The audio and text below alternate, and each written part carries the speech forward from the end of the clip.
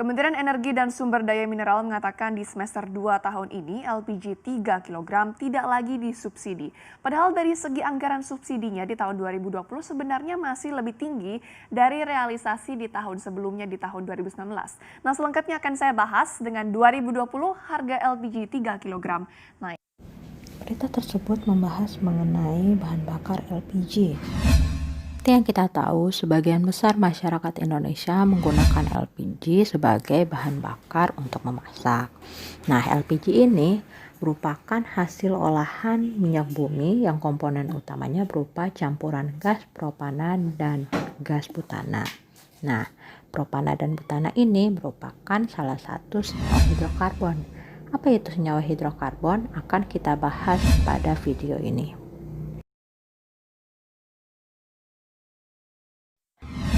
Jadi kekhasan atom karbon yang pertama yaitu tentang jenis atom karbonnya. Jadi jenis atom karbon itu ada 4. Ada atom karbon primer, sekunder, tersier, dan kuartener. Nah, sekarang kita bahas mengenai atom C primer. Apa itu atom C primer? Yaitu atom C yang mengikat atau yang hanya mengikat satu atom C lainnya. Misalkan kita lihat contoh yang pertama ya. Itu ada 2 atom C. Nah, kita perhatikan atom C yang pertama. Kenapa dia masuk ke dalam atom C primer? Karena lihat di bagian kanan kiri atas bawahnya berapa atom C yang dia ikat. Nah, ternyata dia mengikat hanya satu atom C di sebelahnya, makanya dia masuk ke dalam atom C primer. Nah, begitu juga dengan atom C yang di sebelahnya. Kita lihat di sebelah kiri kanan atas bawahnya atom C-nya, ternyata dia hanya mengikat satu atom C yang lainnya. Karena dia mengikat satu atom C lainnya, dia masuk ke dalam atom C primer. Nah, contoh yang di sebelah yang lebih kompleks itu kita lihat atom C yang paling ujung.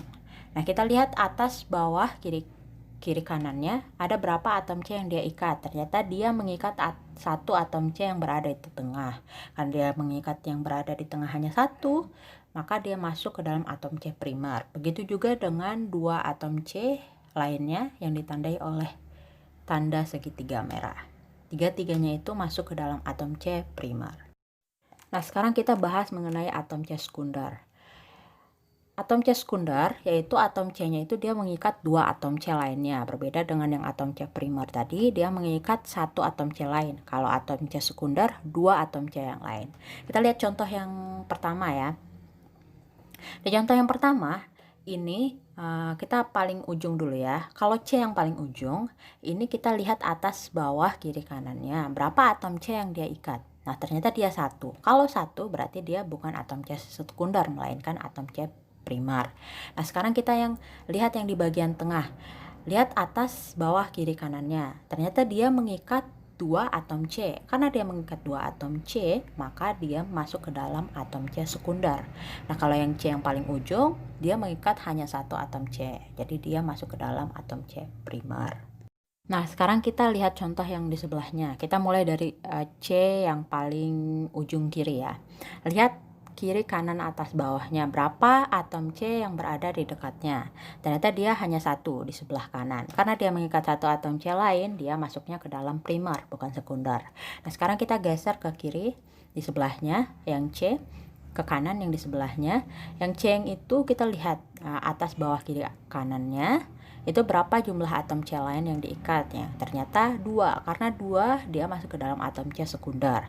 Begitu juga dengan C yang 2C yang diberi tanda segitiga merah. Nah, berbeda dengan C yang paling ujung kanan, lihat kiri kanan atas bawahnya. Ternyata dia mengikat hanya satu atom C lain di sebelah kirinya. Jadinya dia masuk ke dalam atom C primer, bukan sekunder.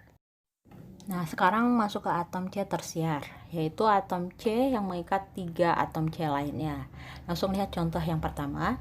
Kita atom C yang ujung udah kita tahu, lihat kiri kanan atas bawahnya, ternyata yang diikat hanya satu atom C di sebelah kanannya. Jadinya dia masuk ke dalam atom C primer. Nah, lihat atom C yang di tengah, lihat kiri kanan atas bawahnya, ternyata ada 3 atom C lain yang diikat. Masakannya dia masuk ke dalam atom C tersier. Nah, bagaimana dengan atom C yang paling kanan dan yang paling bawah?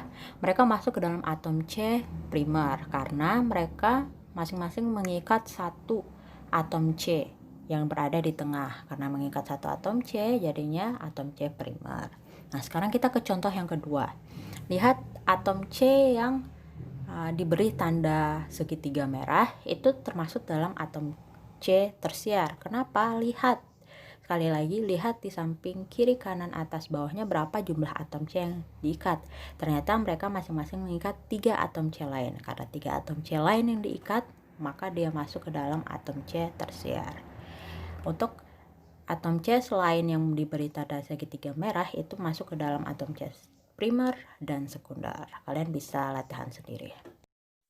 Nah, terakhir tentang jenis ikatan atom karbon, yaitu atom C quaterner, yaitu atom C yang mengikat 4 atom C yang lain. Kita lihat langsung contoh yang di bawah. Ternyata dia hanya ada 1 atom C quaterner.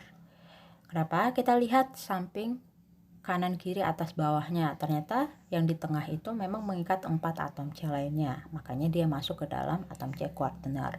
Nah, gimana dengan atom C yang sebelah kiri, kanan, atas, bawahnya? Nah, mereka masing-masing mengikat hanya 1 atom C lain, yaitu yang berada di tengah. Jadinya mereka masuk ke dalam atom C primer.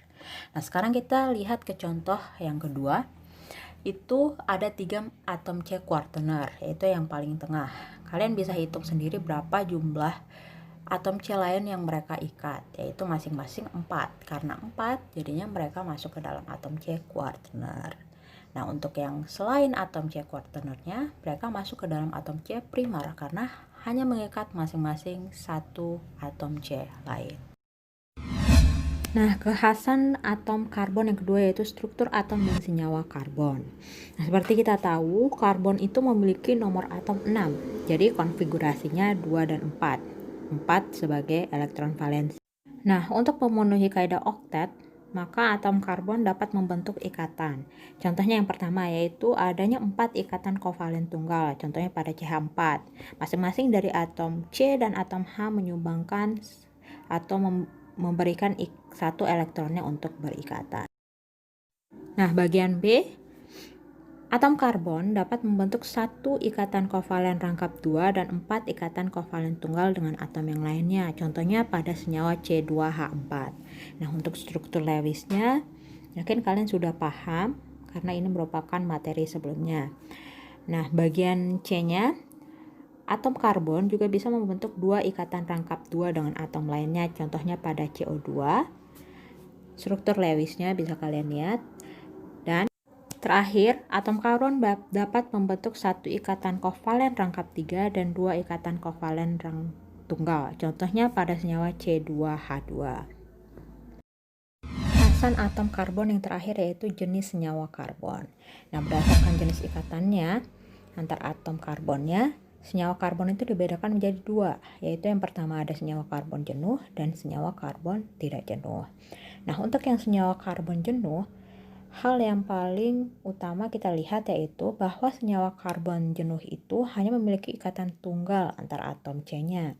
Mereka tidak memiliki ikatan rangkap. Nah, contohnya seperti di bawah ini. Ada senyawa C3H8 dan C5H12. Terlihat bahwa ikatan antar karbonnya ini hanyalah ikatan tunggal. Nah, sekarang kita bandingkan dengan senyawa karbon tak jenuh, yaitu senyawa karbon yang memiliki ikatan rangkap antar atom C-nya. Dapat berupa ikatan rangkap 2 atau rangkap 3. Kita bisa lihat di contoh, ada beberapa senyawa. Pada senyawa pertama, C2H4, terdapat ikatan rangkap 2, berarti masuk ke dalam senyawa karbon tak jenuh. Pada senyawa C3H6, terdapat ikatan rangkap 2 dan ada ikatan rangkap 1. Tapi selama ada ikatan rangkap, berarti dia masuk ke dalam senyawa karbon tak jenuh. Nah, senyawa yang ketiga C2H2 itu ada ikatan rangkap 3, dan yang terakhir C3H4 ada ikatan tunggal dan juga ikatan rangkap 3. Nah, karena dia ada ikatan rangkap 3, berarti termasuk dalam senyawa karbon tak jenuh. Demikian video tentang pembahasan senyawa hidrokarbon, khususnya kekhasan atom karbon. Sampai bertemu di video selanjutnya.